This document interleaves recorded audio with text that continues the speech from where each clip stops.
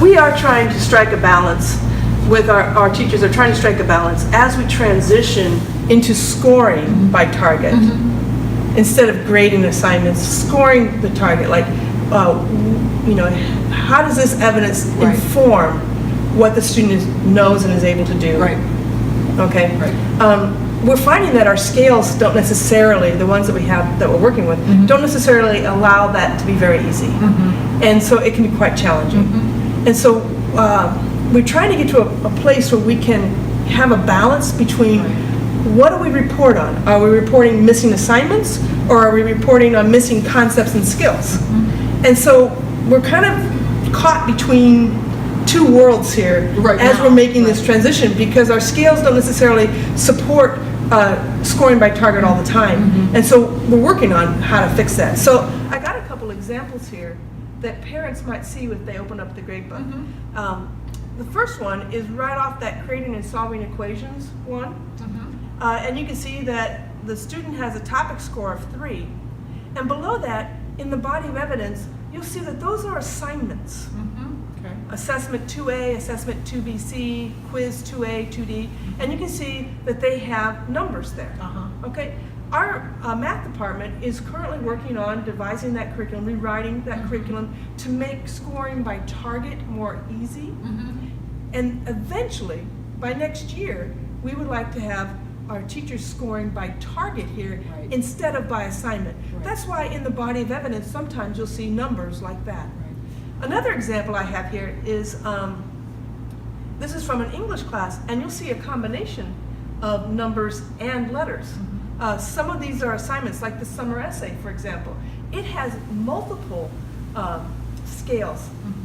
And because it's addressing several different topics, that essay may address writing construction and theme analysis. And because it addresses several topics, the teacher scored the targets for that one assignment in each of those topics, and then combined it together to get an overall score for the assignment, which is why you see a number there.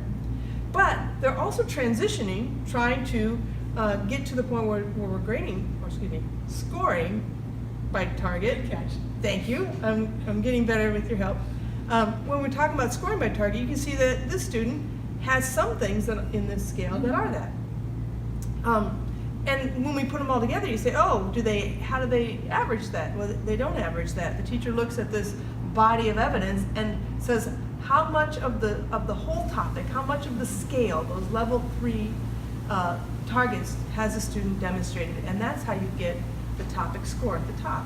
I'd like to throw something in here, Jessica, that really teachers should never be averaging anything in some ways. It's really only for Infinite Campus at the end of a term to average together topic scale scores. So, and I know sometimes that's a difficult thing, because as teachers we're so used to averaging, again in our old methods, we're so used to averaging points or whatever, but we're away from that now. So yeah, it's another transition teachers are making, to look at pieces of evidence.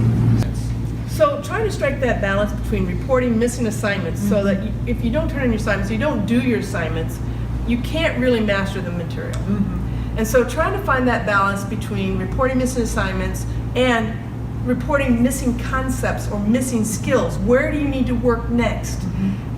In a way that is not a whole lot of data entry, that is not overwhelming to the teacher. That's a lot to try to put in. I have another example here where the teacher organized their grade book, so at the top they put the targets, and then below that they put the assignments, and they mark the assignments as turned in. And you can see this student has an at target for target C. They're exceeding the target for B, but they're still working on target A. And in fact, at the bottom it says the student has initiated reassessment on target A in particular. The student wants to go into that level 2 cycle. And you can see overall the student scores a 2.5. In order, even though they have an ET exceeding target in that one area, because they haven't mastered that target A yet, the student knows what they need to work on to get that to a 3. And I really commend this teacher and the student, because they both know that the student, like you said, has to initiate a desire to get into learning cycle 2, which has to do with some reassessment and re-offering some new evidence and things like that. So Yeah. I guess the last example I have is from one particular student's work in one particular class, and this kind of shows the difference between the concepts that they're learning and the skills. So this teacher has them separated out by skills, because some classes are skill-based and some are content-based and some are both. And this class happens to be both. So at the top, comparison and contextualization of detail, those are skills. And you can see that those targets are all skill-based. And you see the student has AT, PT. So they're at target, and contextualization is what they're progressing towards. And you can see their topic score there is a 2.5. And in the comments, the teacher has put in the individual assignment scores.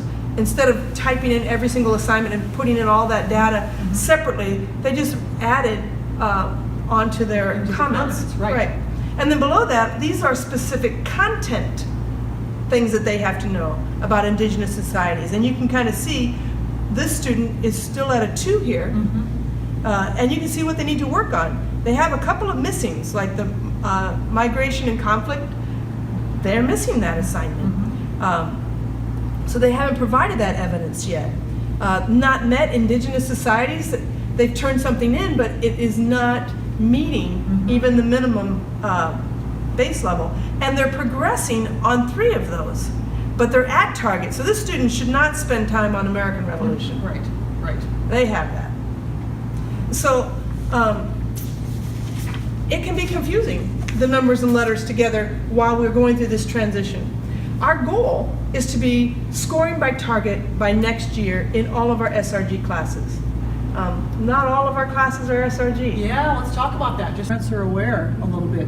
I know that here at Central Academy, because you have a wide range of class offerings, you have many of your classes are in SRG right now, but I know that there are some, for example, I believe, is it this year that for example, Chinese and Japanese, are they in level 2 this year? Yeah, they in 2.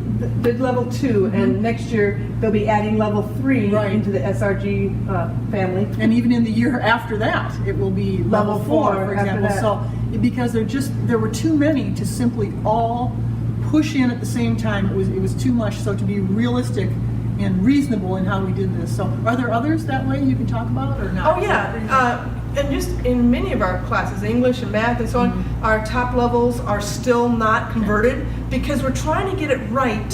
For the majority of our students. And it's very hard conceptually as a teacher to shift back and forth between grading by assignment and scoring by target. That conceptually is very difficult. And so that's part of the struggle.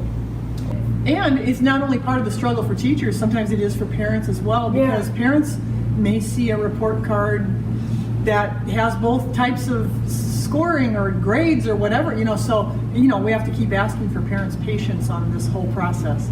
Yeah, and so what we're doing with our professional development this year is we have been, and last year too, we've been spending hours and hours of working collaboratively at making those scales a lot more informative, concise, clear, so that we can be more timely with progress reports for parents and for students, and so that students can be very clear. I've got this, now I need to work on this. And also to get that inter-rater reliability when we are assessing student work.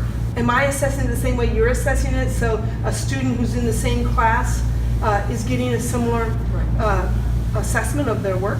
So that's kind of what we've been working on, and that's where we're going. Parents, we hope this has made some ideas clearer for you, because we know we did get a lot of questions at parent-teacher conferences. Can't blame you at all. You're still getting used to this. So we hope we've made some things clearer, because really what's key about standards referenced grading practices is that we have crystal clear communication between school and home, so everybody understands, which means teachers, obviously, students, yes, obviously, and parents understand where the student is in the learning progression. So, well, I'm really grateful to have Becca Lindahl here from Harmony AEA. She's officed out of Central Academy this year to support us in this work, and she has a breadth of experience and knowledge has been valuable to me and to our staff. I'm really glad to have her a part of that.